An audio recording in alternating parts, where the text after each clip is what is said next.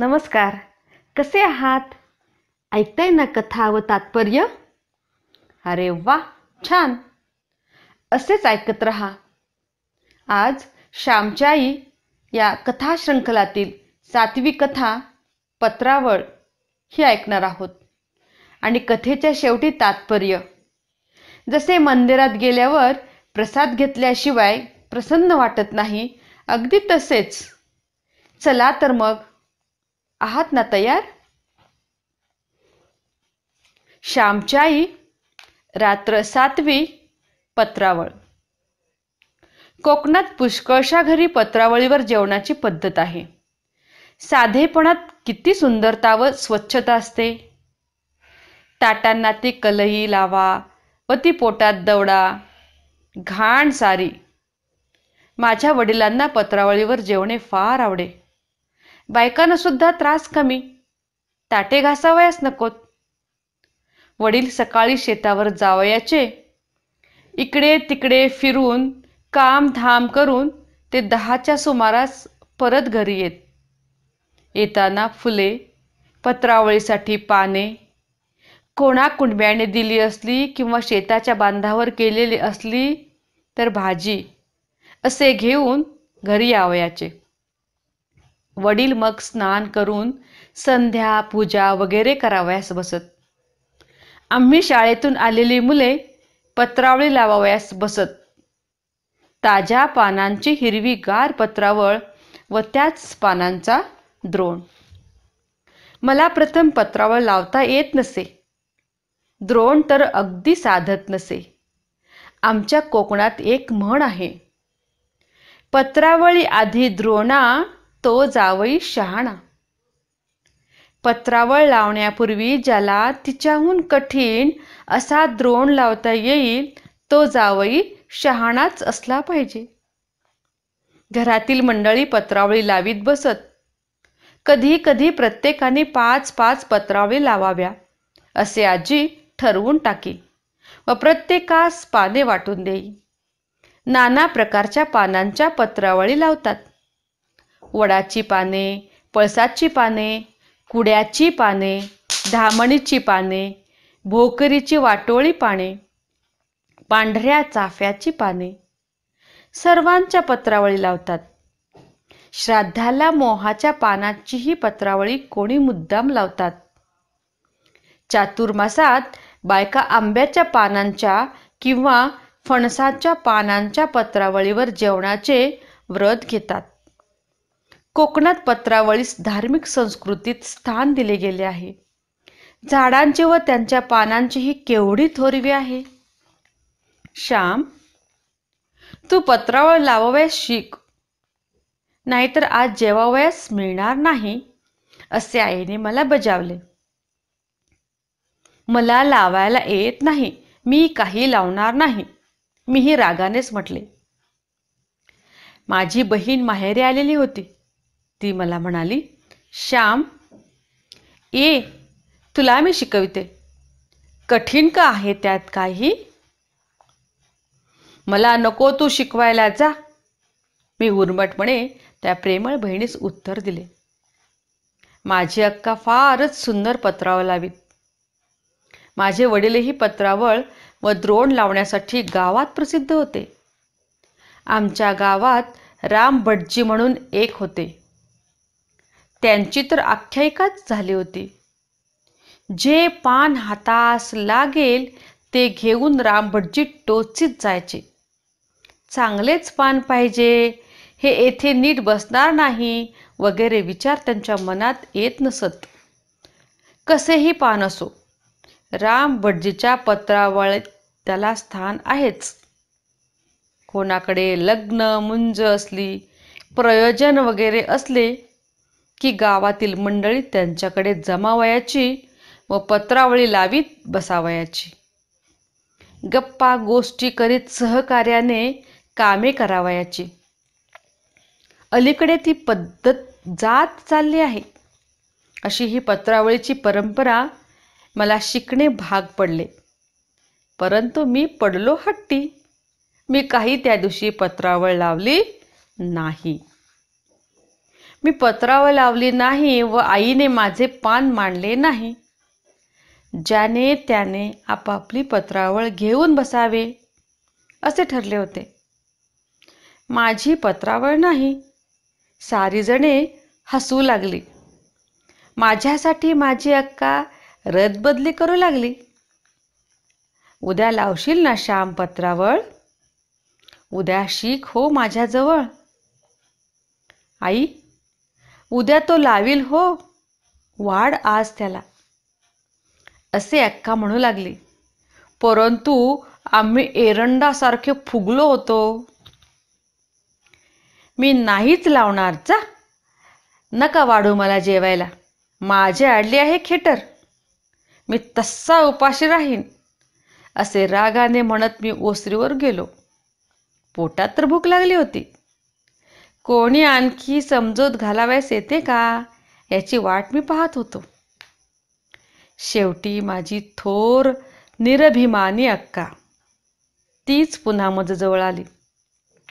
ती म्हणाली, श्याम, चल रे जेवावयास. मी उद्या सासरी गेले म्हणजे थोडीच येणार आहे. उठ, चल, लहानसे ठिकोळे लाव व त्यावर बस जेवावयास. 3 पानांच्या पत्रावळीस ठिकोळे म्हणतात. 4 पानांच्या पत्रावळीस चौफुला म्हणतात. पळसाचे मोठे पान असले तर एकाच पानावर आम्ही मुले जेवत असू. एकच पान पुरे होत असे. वाटोळी मोठी पत्रावळ तिला घेरेदार पत्रावळ म्हणत. माझ्या वडिलांना लहान पत्रावळ आवडत नसे. चांगली मोठी गोलदार आवडत असे. रानात भरपूर पाने असतात, त्यात काटकसर कशाला. विस्तीर्ण पात्र भोजनम, जेवावयास मोठे पान घ्यावे, असे ते म्हणत. अक्कांच्या शब्दांनी मी विरघळलो. सासरी गेल्यावर ती थोडीच रुसणाऱ्या भावाजवळ आली असती. 2 दिवस ती आली होती, तरी मी तिच्याशी नीट वागलो नाही. मला वाईट वाटले व डोळ्यात पाणी आले. अक्काने माझ्या हातात पान दिले. हे खाली आधाराला लाव, असे ती म्हणाली. मी हातात एक चोय घेतली व टाका लावला. परंतु चोय फार लोचट होती व टाका तुटेना. श्याम, ही दुसरी घे चोय, ही चांगली आहे, असे म्हणून अक्काने दुसरी चोय जुडीतून काढून दिली. कसे तरी मोठमोठे टाके घालून मी ठिकोळे तयार केले व घरात नेले.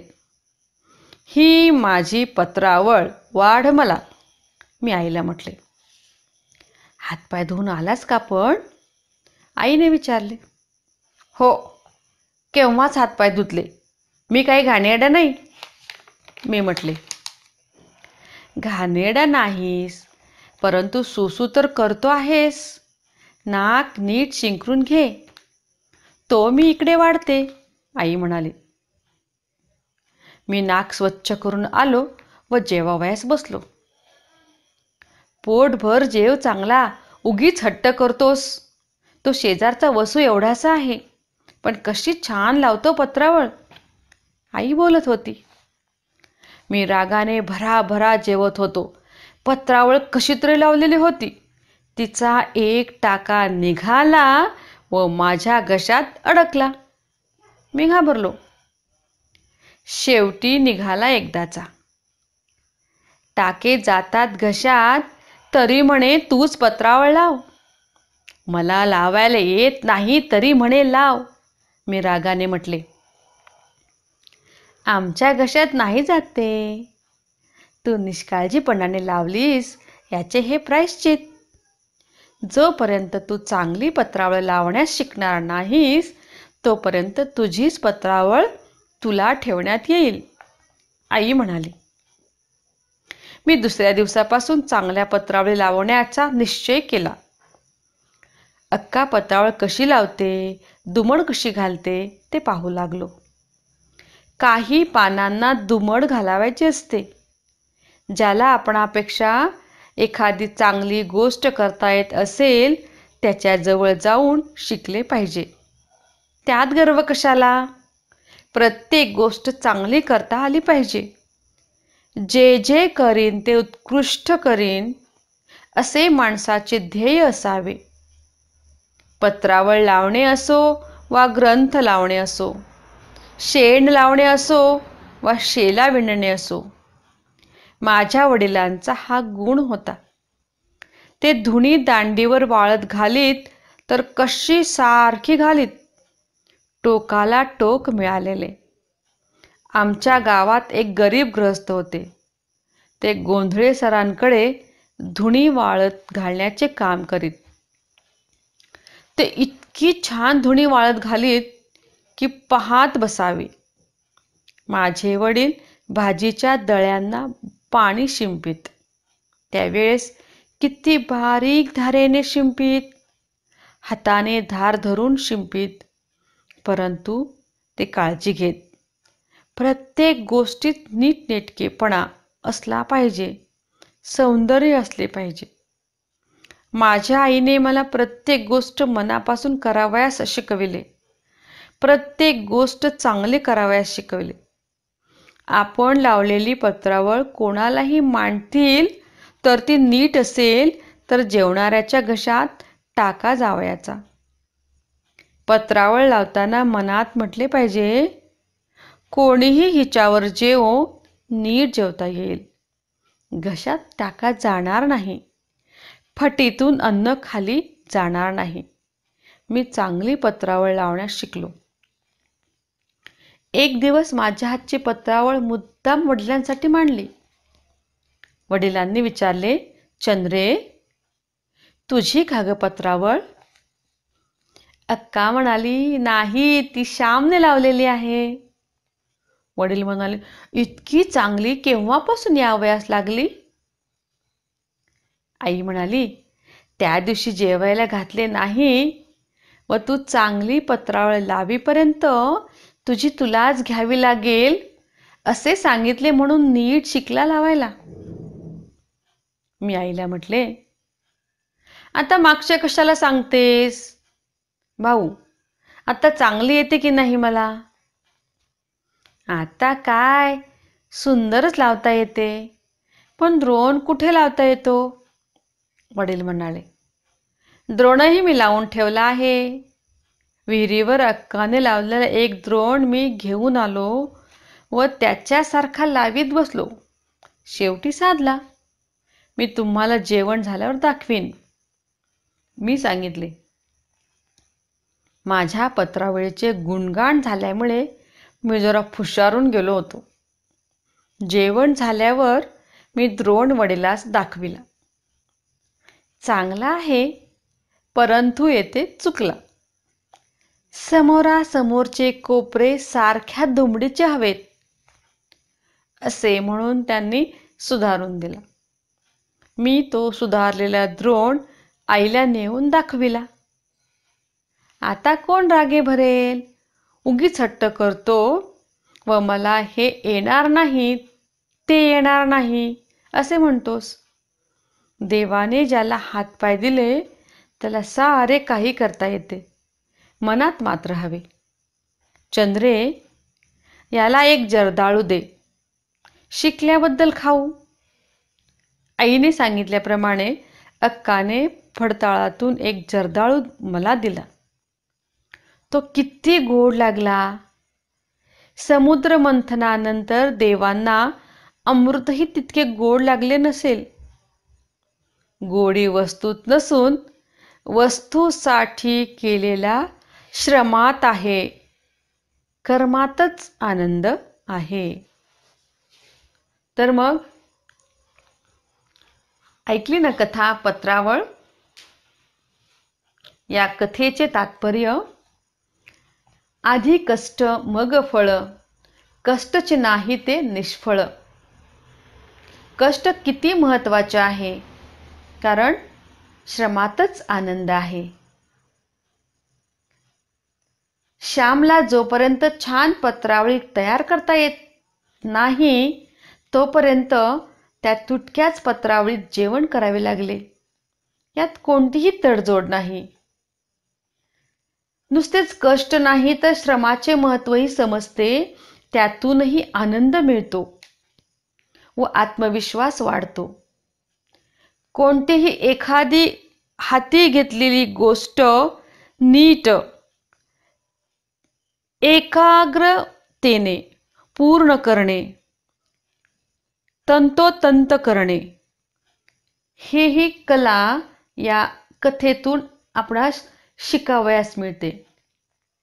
कोणतेही हाती घेतलेले काम पूर्ण करण्याची उमेद मिळते. या अशाच इतर गोष्टी या कथेतून आपल्याला प्रकर्षाने जाणवतात. बरं आहे तर मग चला, आनंद द्या, आनंद घ्या, आनंदी रहा. आपला निरोप घेते.